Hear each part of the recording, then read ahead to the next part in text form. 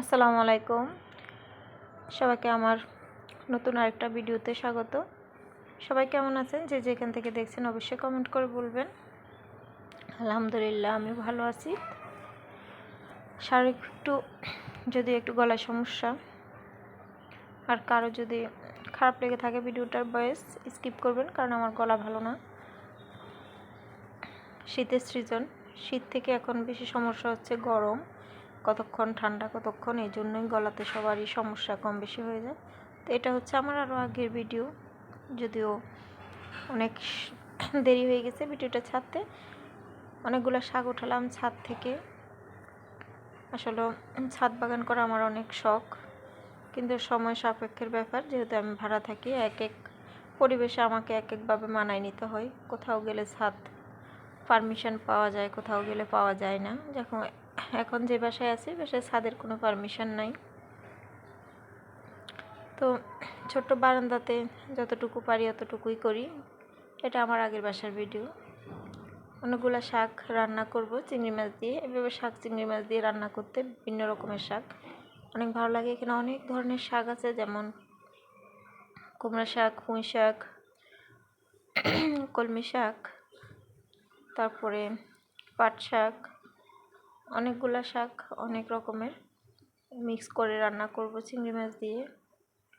এই ভিডিওটা দেখলে খুব মিস করি ছাদের বাগানটাকে। বেশি কিছু না, আসলে ছাদের মধ্যে সামান্য একটু লতা পাতা, শাক জাতীয় কিছু, একটু মরিচ, এই সামান্য টুকিটাকি কিছু করতে পারলেও নিজের কাছে ভালো লাগে, যারা বেশি পছন্দ করে আর কি।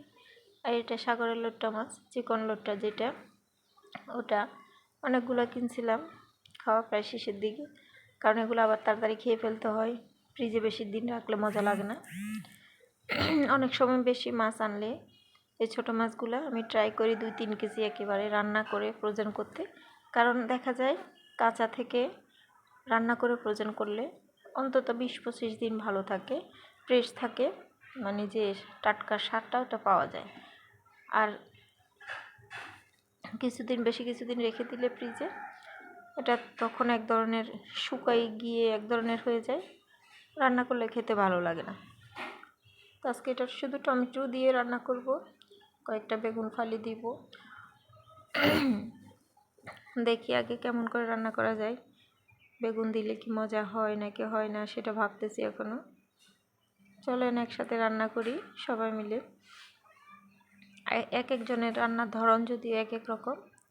আমি সাগরের ছোট মাছগুলো বেশিরভাগ সময় হাতে মাখায় রান্না করতে বেশি পছন্দ করি, চেষ্টা করি, বা যেভাবে প্রেস করে খাওয়া যায়, কম ঝাল মশলা কম দিয়ে। অতিরিক্ত মশলা দিলে সাগরের হালকা পাতলা ছোটো মাছগুলো অত মজা হয় না। ছোটোবেলা থেকেই দেখতাম আমার দাদি আম্মুরা কম তেলে একটু হালকা মশলা দিয়েই রান্না করতো।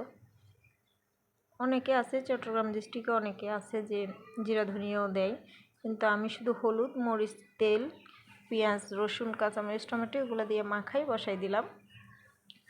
কয়েকটা বেগুন কাটা ছিল, ওখান থেকে 5-6 টুকরো নিয়ে দিয়ে দিলাম। এই আর কি। এই রান্নাবান্না শেষ, এখন খাওয়া দাওয়া করব।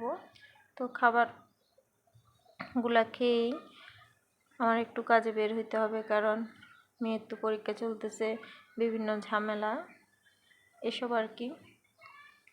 কাজ থাকলে আসলে ওইভাবে ভিডিও করা হয় না, তো তারপরেও ট্রাই করি প্রত্যেক দিন একটু কম বেশি ভিডিও দেওয়ার। আপনাদের ভালো লাগলে অবশ্যই ভিডিওটা শেয়ার করবেন, আর আমাকে আমার ভিডিও যদি খুব বেশি ভালো লাগে অবশ্যই স্টার সেন্ড করবেন, কারণ আমরা একজনের পাশে থাকলে আমাদের ভিডিওগুলো ভালো হবে।